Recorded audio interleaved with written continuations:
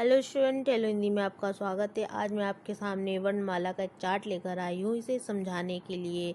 कुछ यहाँ पर स्वर और व्यंजन क्या होते हैं, नहीं होते, ये सब आप समझिए कि क्या होता है ये स्वर। आप जानते होंगे स्वर में कुल मात्रा कितनी होती है, 11। यहाँ देखिए आप 11 दिखाई दे रहा है। और व्यंजन की कुल संख्या कितनी होती है, 41।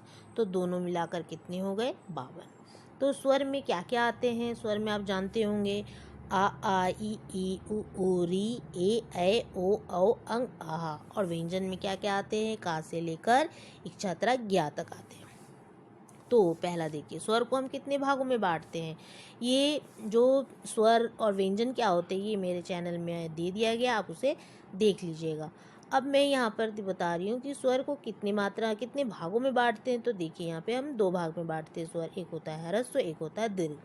तो ह्रस्व स्वर क्या होते हैं, ह्रस्व स्वर वे होते हैं जब इनका उच्चारण करते हैं तो वायु का कम मात्रा में प्रयोग होता है, मतलब कम वायु मुंह से निकलते हैं। और दीर्घ स्वर में जब हम इसका उच्चारण करते हैं तो वायु की जो मात्रा है वो अधिक रूप में निकलती है। जैसे हम कहते हैं अ ई उ और ई, तो ये मेरे मुंह से फट से निकल गया, तुरंत निकल जाता है क्योंकि वायु की मात्रा कम प्रयोग होता है।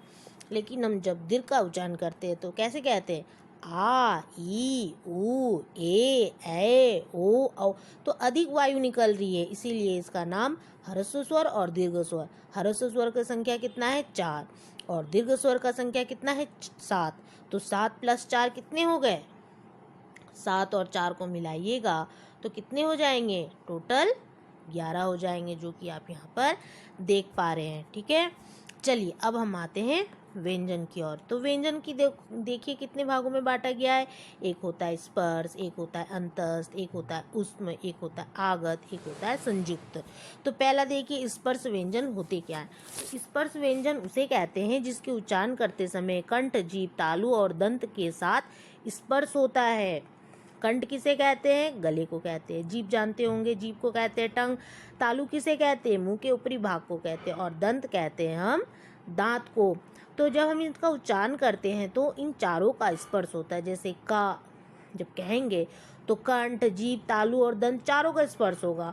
खा के समय भी वैसे उसी तरह से गा घा अंगा, चा छा जा झा इया, टा ठा डा ढा अणा, ता था दादा ना, पाफा बाबा माँ तथा ड़ा और ढा। समझ में आया। तो इनकी संख्या देख लीजिए, टोटल कितने हैं, 25 और +2, यानी ये जो मात्रा वाली है ड़ा और ढा, इसके नीचे हम बिंदी लगाकर प्रयोग करते हैं, इसकी मात्रा 2 है, यानी ये टोटल हो गए 27। ठीक है, अब अंतस्थ वाला व्यंजन देखिए। अंतस्थ व्यंजन होता क्या है। तो अंतस्थ व्यंजन वे होते हैं जिसके उच्चारण में कंठ, जीभ, दंत और तालु का पूरी तरह से स्पर्श नहीं होता, यानी ये 4 संख्या में होते हैं। और जब इनका उच्चारण करते हैं तो इन चारों का यानी कंठ, जीभ, दंत और तालु का कम पर स्पर्श होता है। तो कौन कौन से हैं ये व्यंजन है, देखिए ये है य, र, ला, वाह। तो चारों का आप जब बोलेंगे ना तो मुंह से देखिएगा, चारों का प्रयोग पूरी तरह से स्पर्श नहीं होगा। अब 3rd नंबर देखिए, ऊष्म व्यंजन। ऊष्म व्यंजन क्या होता है, तो इसकी संख्या भी 4 होती है, ख्याल रखिएगा 4 होती है। तो ऊष्म व्यंजन उसे कहते हैं जिसके उच्चारण से जीभ पर घर्षण पैदा होता है। कौन कौन से हैं, देखिए तीनों सा है और हा है। जब हम इसे कहते हैं शा शा शा हा, तो हम जब कहते हैं तो इसमें जीभ पर घर्षण पैदा होता है। आप उच्चारण से करके स्वयं देखिएगा, घर्षण पैदा होगा। अब 4 नंबर पॉइंट में आइए, आगत। आगत में 2 अक्षर आते हैं, एक होता है जा, एक होता है फ, यानी इसकी संख्या 2 है। ये अक्षर जो है, जो बिंदी वाले अक्षर होते हैं जा और फ, ये हमेशा उर्दू शब्द के नीचे, उर्दू जो शब्द होते हैं उसी शब्द लिखते समय हम जा के नीचे बिंदी और फ के नीचे बिंदी लगा देते हैं, तो इसे हम कहते हैं आगत। बहुत सारे ऐसे अक्षर है, आप मेरे नेक्स्ट वीडियो में भी इस तरह का प्रयोग, इस तरह का जिसे हम नुक्ता कहते हैं, जा और फा, ये आपका 9th क्लास का चैप्टर है व्याकरण का, जिसमें नुक्ता के आधार पर प्रश्न पूछे जाते हैं। कोई नुक्ता जिसमें बिंदी लगाए तो ये 2 ही अक्षर होते हैं, इसी में हम बिंदी लगाते हैं। अब लास्ट देखिए, संयुक्त व्यंजन क्या होते हैं। इसकी संख्या भी 4 होती है। वर्ण विच्छेद में भी आप मेरे संयुक्त वर्ण विच्छेद को देख सकते हैं कि इच्छा को हम कैसे तोड़ते हैं, त्रा को कैसे तोड़ते हैं, ज्ञा को कैसे तोड़ते हैं और स्रा को कैसे तोड़ते हैं।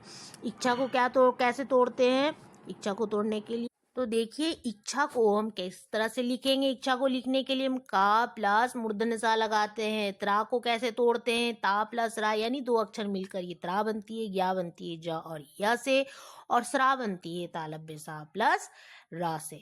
तो ये सब तालव्य, तो इन जो अक्षर है 2-2 अक्षर मिलकर ये संयुक्त व्यंजन बनते हैं जिसकी संख्या 4 होती है।